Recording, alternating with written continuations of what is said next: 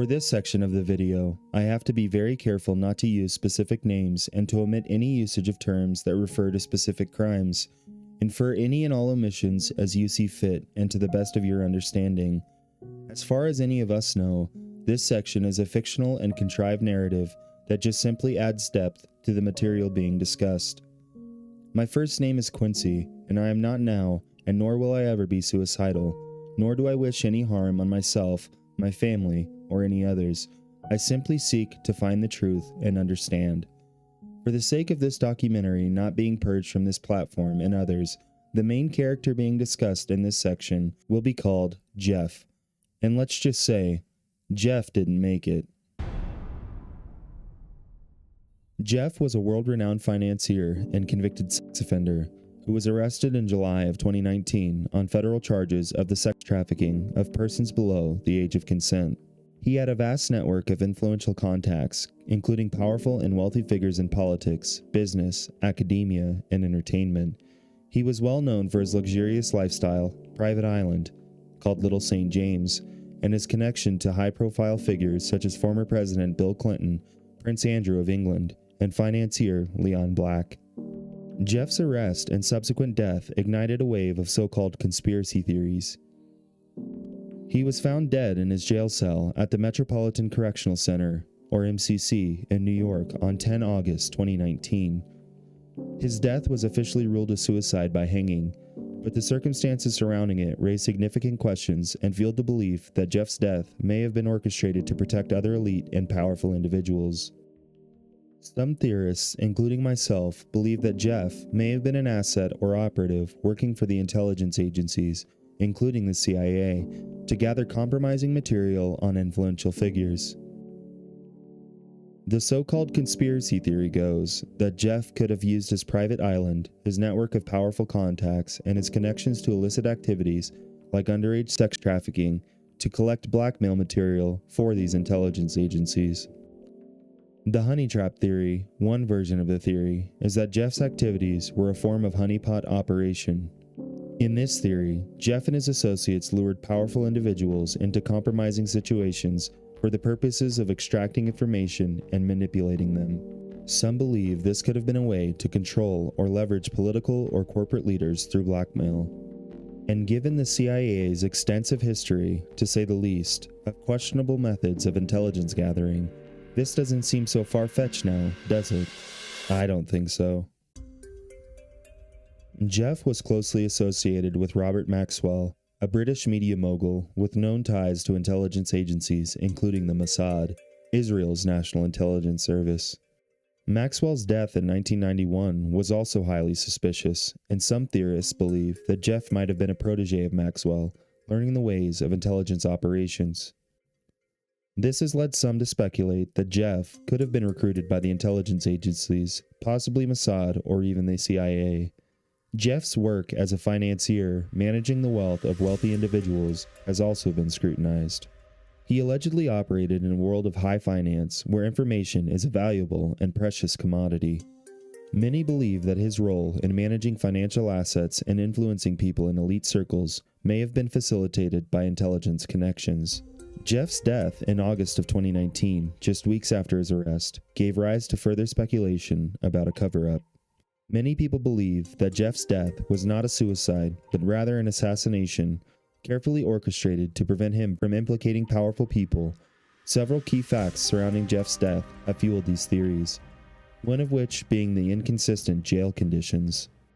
At the time, Jeff was being held at the Metropolitan Correctional Center, or MCC, in New York City, which was known for its poor conditions and history of high-profile inmates.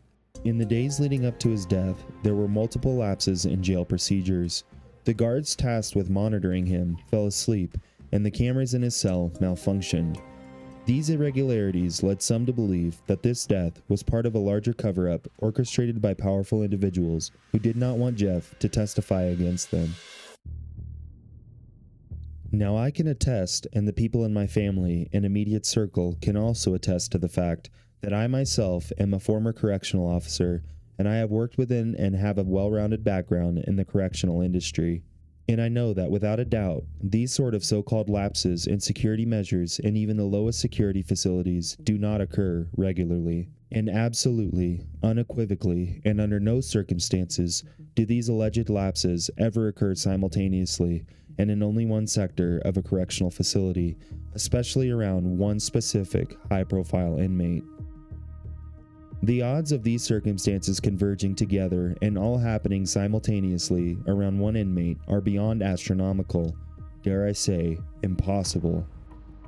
These events could not have happened without outside influence, careful planning, and meticulous actions of the facility watch commanders. For those of you who don't know, the term watch commander refers to the highest ranking official on duty at the time of the beginning of the shift to the end of the shift, and can be anyone from a sergeant to a major. They are responsible for overseeing any and all operations within the confines of the facility and its perimeter. Anyone and everyone that has any background in corrections will confirm this fact to you and will reassure you that I am in fact telling you the truth. And even more so, this being a federally funded facility, it is under the direct control and supervision of the Federal Bureau of Prisons. There is no possible way that this wasn't a planned event, undertaken by a multitude of dealings between high-ranking officials and evil actors. Some have even suggested that the CIA or another intelligence agency could have had a motive to silence Jeff in order to prevent him from revealing sensitive information about their operations or the operations of the political elites he was connected to. These theories argue that Jeff's death served the interests of those in power, who might have been implicated in his alleged crimes or in covert operations involving Jeff.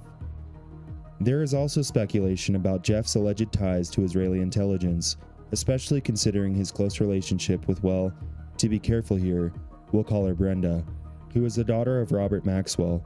Some believe that Brenda's father was involved in intelligence work for the Israeli government, and that Jeff might have been a key player in helping Israel gather compromising information on influential American or international figures. This is simply an introductory documentary, and this portion of the video barely scratches the surface on how deep, dark, and evil this cover-up really is. But for the sake of time, and to save material for later videos, let's keep going. But given these circumstances, along with these severe allegations, it is quite remarkable that even to this day, the American people have still not yet been fully informed of the investigation into Jeff's corruption and the subsequent investigations. And that still, there has been zero accountability on behalf of the high-ranking politicians, businessmen, and celebrities that were directly involved in these disgusting acts involving children. Then, on January 15th, it is now public record that Joe Biden's Attorney General, Merrick Garland, blocked the release of Jeff's investigation files undertaken by the now lowly esteemed Federal Bureau of Investigation. This in turn effectively protected the wealthy multimillionaire pederasts that engaged in the molestation of children, among other heinous crimes, on Jeff's Island. Merrick Garland and his corrupt DOJ also redirected $145 million of known assets seized from Jeff's estate to an undisclosed list of unknown beneficiaries. Given these disgusting allegations, and they are nothing more than allegations, this means that the federal government not only facilitated, but allegedly entrapped some of the world's most wealthy celebrities, businessmen and women, and politicians while they committed the most heinous crimes imaginable in order to blackmail them into propagating their agenda. There are simply no words for a conspiracy of this magnitude, and the American public can no longer afford to be left in the dark. I can understand that anyone listening may not want these events to be true, I myself included. This sort of evil is foreign to anyone with a sound mind, and it is hard to even comprehend, let alone think about. If these allegations are true, then this is by far the most disgusting and unforgivable conspiracy ever contrived by the deep state, and should and must be known publicly to the entire world watching to prevent this form of evil from ever taking place in the future.